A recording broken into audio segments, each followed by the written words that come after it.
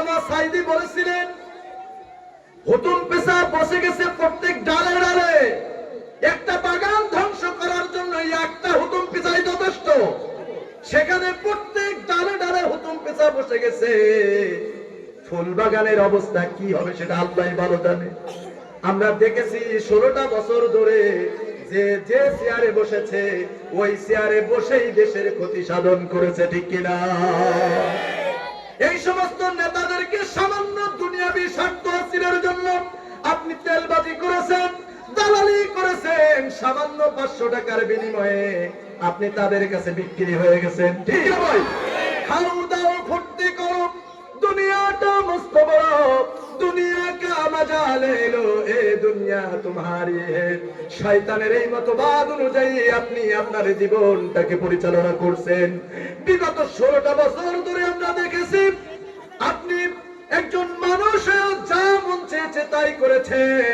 Lenin কালমাস মাওসেতুনের তৈরি করা মতবাদ অনুযায়ী, সংবিধান অনুযায়ী আপনার জীবনটাকে, দেশটাকে আপনি পরিচালনা করেছেন। আমরা দেখেছি ক্ষমতার চেয়ারে যে যত বড় চেয়ারের পদোন্নতি পেয়েছে, সবচাইতে বড় ইসলাম বিরোধী চুরি, বাটপারি, ডাকাতি তার দ্বারা সংগঠিত হয়েছে। কথা বলেন ঠিক কিনা?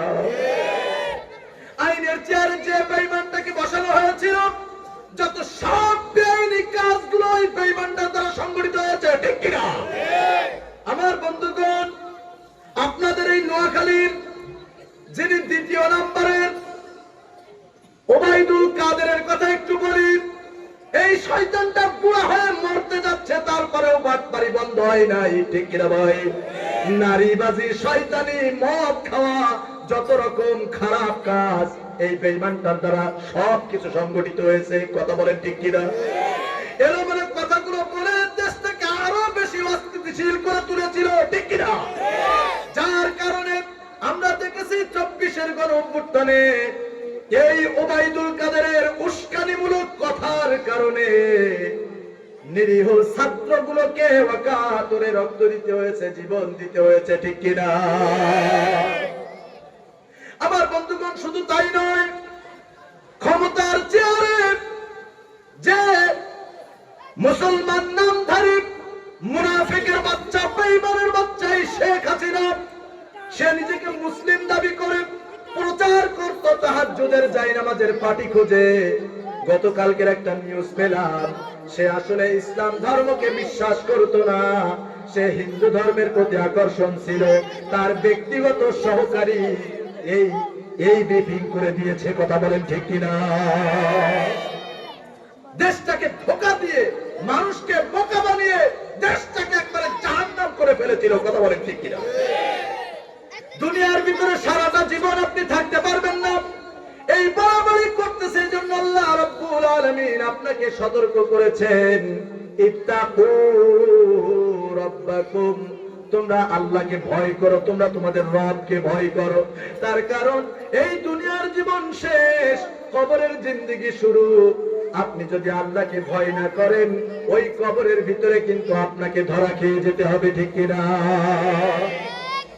শিক্ষামন্ত্রীর চেয়ারে আমরা যেটাকে দেখেছিলাম, সবচাইতে ইসলামের বড় দুশমন ইসকনের সদস্য নওফেলকে শিক্ষামন্ত্রীর চেয়ারে বসানো হয়েছিল।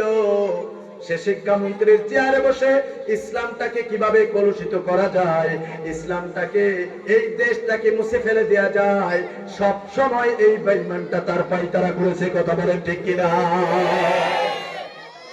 বিচারের চেয়ারে বসেছে যে বেঈমানটা, বিচারের চেয়ারে বসেছে যে বেঈমানটা বিচারের নামে প্রহসন করেছে, ঠিক কিনা? বিচারের নামে প্রহসন করেছে কেমনে? দলীয় কর্মী বলে এক একটা হ্যালোর বিনিময়ে থানায় ফোন দিয়েছে, তুই কাকে ধরে নিয়ে গেছিস? ও তো আমার দলের কর্মী। যত বড় সন্ত্রাসী হোক না কেন, দলীয় কর্মী বলে সব ছাড় পেয়ে গেছে।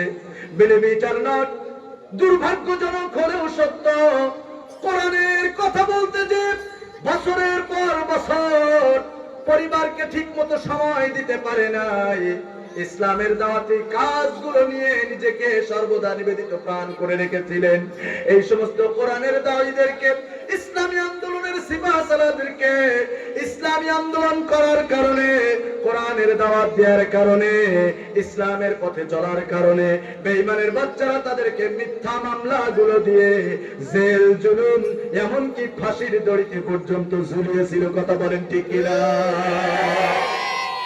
আল্লামা সাঈদী বলেছিলেন, হুতুম পেশা বসে গেছে প্রত্যেক ডালে ডালে।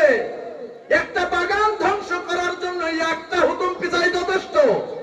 সেখানে প্রত্যেক ডালে ডালে হুতুম পেশা বসে গেছে।